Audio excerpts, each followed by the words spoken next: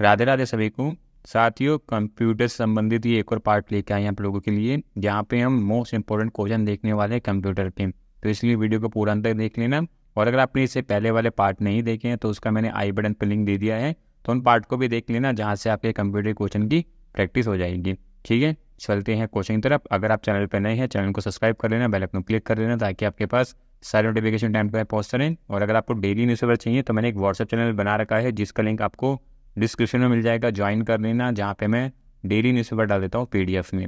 ठीक है, चलते हैं क्वेश्चन की तरफ।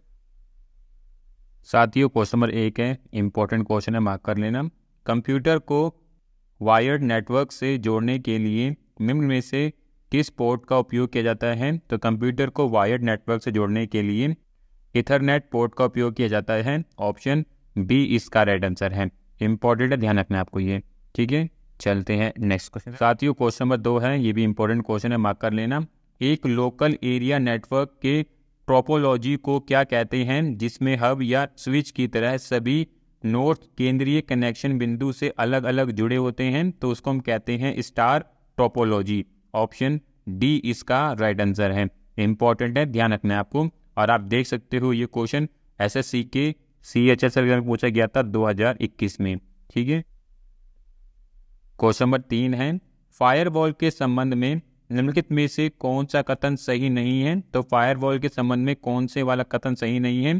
तो वो कथन है ऑप्शन सी वाला, यह वैध संचार के पारगमन की अनुमति नहीं देता है। ऑप्शन सी इसका राइट आंसर है फायरवॉल के संबंध में।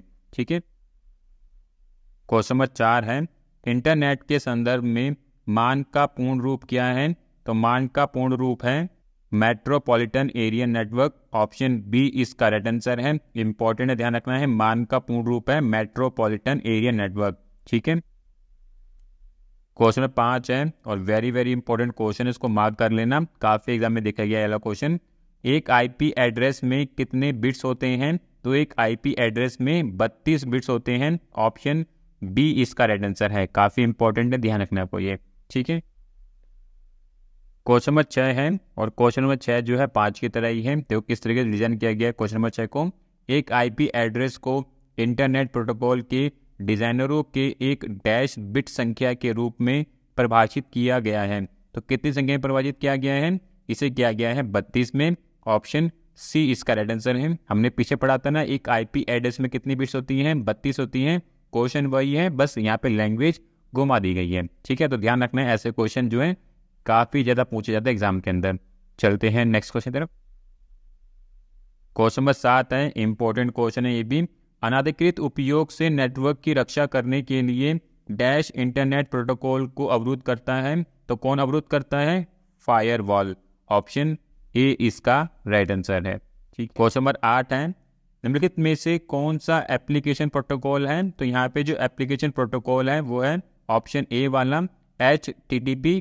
अगर हम बात करें HTTP की, तो इसकी फुल फॉर्म है hyper text transfer protocol. Option A इसका राइट आंसर है। और आप देख सकते हो एसएससी के CGL एग्जाम पूछा गया था 2016 में। तो इंपॉर्टेंट क्वेश्चन इसमें मार्क कर लेना।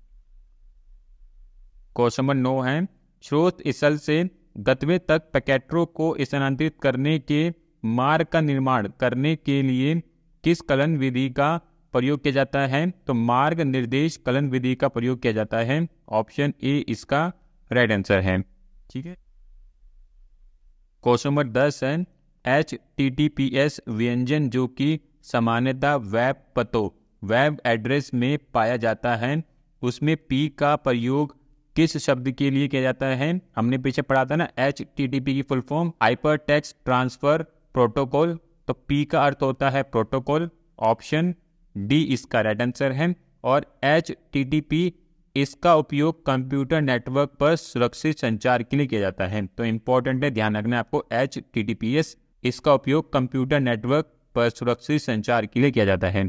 ठीक है, क्वेश्चन नंबर 11 है, निम्नलिखित में से कौन सा विकल्प कंप्यूटर के संदर्भ में सर्वोत्तम ढंग से फायरवॉल को परिभाषित करता है? तो वो विकल्प है ऑप्शन सी वाला, यह नियमों के सेट के आधार पर नेटवर्क ट्रांसमिशन को अनुमति देने या अस्वीकार करने के लिए सॉफ्टवेयर और हार्डवेयर डिवाइसों दोनों का एक संयोजन है। तो ऑप्शन सी इसका राइट आंसर है। फायरवॉल को अच्छी तरीके से परिभाषित करता है? ऑप्शन सी वाला विकल्प। चलते हैं नेक्स्ट क्वेश्चन तरफ। क्वेश्चन नंबर 12 है और आपको बताना है डायल अप नेटवर्किंग क्या है। तो डायल अप नेटवर्किंग क्या हो सकता है? ये एक संपर्क विधि होती है जो कनेक्ट करती है दूसरे नेटवर्क के साथ। तो ऑप्शन सी इसका राइट आंसर है। ठीक है, क्वेश्चन नंबर 13 है, वेरी वेरी इंपॉर्टेंट क्वेश्चन है, मार्क कर लेना। कंप्यूटर नेटवर्क प्रणाली के संक्षिप्त रूप लैन में अक्षर एल इनमें से किसके लिए प्रयुक्त किया गया है? अगर हम बात करें लैन की, तो लैन की फुल फॉर्म होती है लोकल एरिया नेटवर्क। तो यहाँ पे जो L का अर्थ है वो है लोकल। ऑप्शन ए इसका राइट आंसर है। तो ध्यान रखना है, लैन का जो पूर्ण रूप होता है वो है लोकल एरिया नेटवर्क। ठीक है, काफ़ी बार एग्जाम में पूछ लेते हैं वाला क्वेश्चन। चलते हैं नेक्स्ट क्वेश्चन तरफ। क्वेश्चन नंबर 14 है, एक कंप्यूटर के अंदर डाला गया कोड, यहाँ पे बोर्ड आ गया, ये कोड है जो नेटवर्क को एक बाहरी संयोजन प्रदान करता है, कहलाता है। तो वो कहलाता है NIC। NIC कहलाता है। ऑप्शन डी इसका राइट आंसर है। अगर हम बात करें NIC की फुल फॉर्म की, network interface code. Option D इसका राइट आंसर है। ठीक है, क्वेश्चन नंबर 15 है, किस संचार के प्रकार में डाटा का संचरण एक समय में दोनों दिशाओं में संभव है? तो वो संभव हो सकता है पूर्ण डुप्लीकेट में। ऑप्शन बी इसका राइट आंसर है। चलते हैं नेक्स्ट क्वेश्चन तरफ। क्वेश्चन नंबर 16 है, निम्नलिखित में से किसका प्रयोग ऑप्टिकल फाइबर में डाटा भेजने के लिए किया जाता है? तो प्रकाश का प्रयोग जो है हम ऑप्टिकल फाइबर में डाटा भेजने के लिए करते हैं। ऑप्शन बी इसका राइट आंसर है। ठीक है, क्वेश्चन नंबर 17 है, सर्वर वे कंप्यूटर हैं जो संसाधन उपलब्ध कराते हैं जो कि डैश से जुड़े होते हैं। तो वो जुड़े होते हैं नेटवर्क से। ऑप्शन बी इसका राइट आंसर है। चलते हैं नेक्स्ट क्वेश्चन तरफ। क्वेश्चन नंबर 18 है, डैश एक तरीका है जिसे ब्राउज़र से सेव करने पर अपनी मनपसंद वेबसाइट तक तुरंत पहुंचा जा सकता है। तो वो कौन सा तरीका है? उसको हम बोलते हैं बुकमार्क। अगर हम बुकमार्क कर लेते हैं तो हम अपनी मनपसंद साइट पर तुरंत पहुंच सकते हैं। ऑप्शन बी इसका राइट आंसर है। क्वेश्चन नंबर 19 है, कंप्यूटर तथा कंप्यूटर नेटवर्क आपस में संचार करने के लिए डैश का प्रयोग करके सूचना का आदान प्रदान करते हैं। तो ये किसका प्रयोग करते हैं? तो ये करते हैं TCP का, ट्रांसमिशन कंट्रोल प्रोटोकॉल का। ऑप्शन बी इसका राइट आंसर है। चलते हैं नेक्स्ट क्वेश्चन तरफ।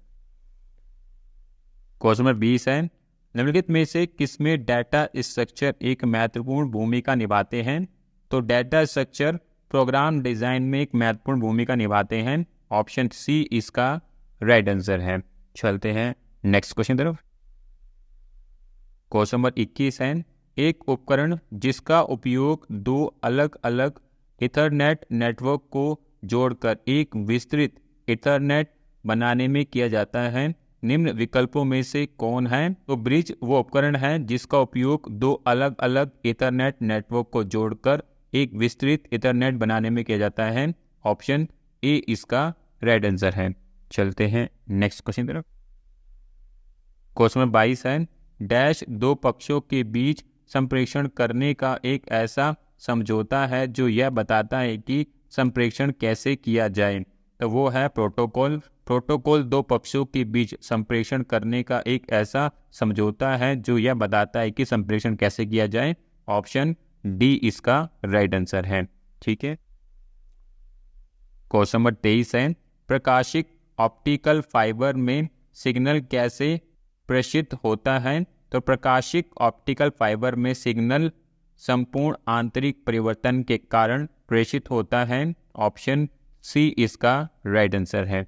चलते हैं नेक्स्ट क्वेश्चन तरफ। क्वेश्चन नंबर 24 है, नेटवर्क के अंदर बहुत से कंप्यूटरों द्वारा भेजे गए भारी मात्रा में डाटा के अत्यधिक भर जाने पर नेटवर्क डाटा नहीं दे पाता, उसे क्या कहते हैं? तो उसे हम कहते हैं कंजेशन। ऑप्शन बी इसका राइट आंसर है। चलते हैं नेक्स्ट क्वेश्चन तरफ। क्वेश्चन नंबर 25 है, सूचना प्रौद्योगिकी नेटवर्किंग में निम्नलिखित युक्तियों की सूची में कौन सी युक्ति का प्रयोग भौतिक परत फिजिकल लेयर में होता है? तो वो होता है रिपीटर में। ऑप्शन ए इसका राइट आंसर है। ठीक है, क्वेश्चन नंबर 26 है, सूचना के रूप में दूर संवेदी डाटा दर्शाने का एक सामान्य फॉर्म किस रूप में है? तो वह रूप है विषयक मानचित्र। ऑप्शन ए इसका राइट आंसर है। चलते हैं नेक्स्ट क्वेश्चन तरफ। क्वेश्चन नंबर 27 है, इंपॉर्टेंट क्वेश्चन है, मार्क कर लेना। नेटवर्क में संक्षिप्त संदेश जो एक स्टेशन से दूसरी स्टेशन को जाता है क्या कहलाता है? तो वो कहलाता है टोकन। ऑप्शन ए इसका राइट आंसर है। चलते हैं नेक्स्ट क्वेश्चन तरफ।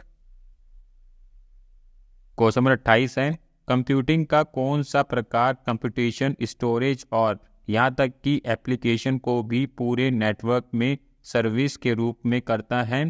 तो वो करता है क्लाउड कंप्यूटिंग। ऑप्शन ए इसका राइट आंसर है। क्वेश्चन नंबर 29 है, यूडीपी क्या है? तो यूडीपी कनेक्शन रहित प्रोटोकॉल है। ऑप्शन बी इसका राइट आंसर है। क्वेश्चन नंबर 30 है, यंत्रों को निम्नलिखित सूची में से नेटवर्क लेयर के लिए कौन सा यंत्र प्रयुक्त होता है? तो वो यंत्र है राउटर। ऑप्शन बी इसका राइट आंसर है। चलते हैं नेक्स्ट क्वेश्चन तरफ। क्वेश्चन नंबर 31 है, स्टेशनों के ग्रुप को फ्रेम भेजने को क्या कहते हैं? तो स्टेशनों के ग्रुप को फ्रेम भेजने को मल्टीटास्किंग कहते हैं। ऑप्शन सी इसका राइट आंसर है। चलते हैं नेक्स्ट क्वेश्चन तरफ। क्वेश्चन नंबर 32 है, डैश एक ऐसा कंप्यूटर उपकरण या राउटर है जो नियस एवं अनियस सिस्टम के बीच होता है? तो वो होता है फायरवॉल। ऑप्शन सी इसका राइट आंसर है। चलते हैं नेक्स्ट क्वेश्चन तरफ। क्वेश्चन नंबर 33 है, कंप्यूटिंग में डैश एक नेटवर्क सिक्योरिटी सिस्टम नेटवर्क सुरक्षा तंत्र है जो पूर्व परिभाषित सुरक्षा नियमों के आधार पर इनकमिंग आने वाली और आउटगोइंग जाने वाले नेटवर्क ट्रैफिक की निगरानी करता है। तो वो क्या है? तो वह फायरवॉल, जो एक नेटवर्क सिक्योरिटी सिस्टम है जो पूर्व परिभाषित सुरक्षा नियमों के आधार पर इनकमिंग और आउटगोइंग नेटवर्क ट्रैफिक की निगरानी करता है। ऑप्शन ए इसका राइट आंसर है। चलते हैं नेक्स्ट क्वेश्चन तरफ। क्वेश्चन नंबर 34 है, वह टेली कम्युनिकेशन नेटवर्क या कंप्यूटर नेटवर्क जो एक बड़े भौगोलिक दूरी पर फैला हुआ है डैश कहलाता है? तो वो कहलाता है wide area network. Option C इसका राइट आंसर है। क्वेश्चन को देख के डरना नहीं है कि बहुत बड़ा क्वेश्चन है, कैसे होगा। अगर आपने थोड़ा बहुत कंप्यूटर पढ़ रखा होगा तो ऐसे क्वेश्चन जज कर सकते हैं। तो बस आपको ध्यानपूर्वक क्वेश्चन को रीड आउट जरूर करना होगा। ठीक है, आप देख सकते हो सारे क्वेश्चन जो हैं एसएससी के किसी न किसी जगह पूछे गए हैं। ठीक है, तो आपकी प्रैक्टिस यहाँ से बेहतर हो जाएगी। आपको सारे क्वेश्चन ध्यानपूर्वक लगाने हैं। चलते हैं नेक्स्ट क्वेश्चन तरफ। क्वेश्चन 35 है, ये क्वेश्चन हमने पीछे पढ़ा था। एक आईपी एड्रेस में कितने बिट्स होते हैं? तो एक आईपी एड्रेस में 32 बिट्स होते हैं। इंपॉर्टेंट है, मार्क कर लेना। ये क्वेश्चन जो है काफ़ी ज़्यादा रिपीट होता है एग्जाम के अंदर। ठीक है, क्वेश्चन नंबर 36 है, एक कंप्यूटर प्रणाली में डाटा के एक एप्लीकेशन से दूसरे एप्लीकेशन में हस्तांतरण को डैश के रूप में जाना जाता है? तो इसको जाना जाता है dynamic data exchange. Option A इसका राइट आंसर है। ठीक है साथियों, तो यहाँ पे हमने मोस्ट इंपॉर्टेंट क्वेश्चन देखे हैं कंप्यूटर संबंधित। ये क्वेश्चन जो है किसी न किसी एग्जाम में पूछे गए हैं एसएससी के, तो ये आपको काफ़ी हेल्प करेंगे प्रैक्टिस में। तो इसलिए वीडियो को ध्यानपूर्वक अंत तक जरूर पूरा देख लेना। और मैंने और भी वीडियो बना रखी है कंप्यूटर संबंधित, जिनका मैंने आई बटन पर लिंक दे दिया है। और आप मेरी चैनल की प्लेलिस्ट में जाके वहाँ पे भी आपको एक कंप्यूटर की प्लेलिस्ट मिल जाएगी, देख लेना, जहाँ पे आपको सारे के सारे कंप्यूटर की वीडियो मिल जाएंगी।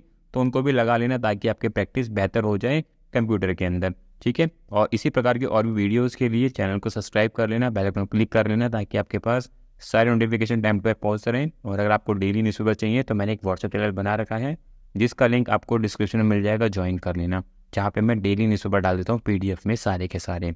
ठीक है, मिलेंगे नेक्स्ट वीडियो में। राधे राधे।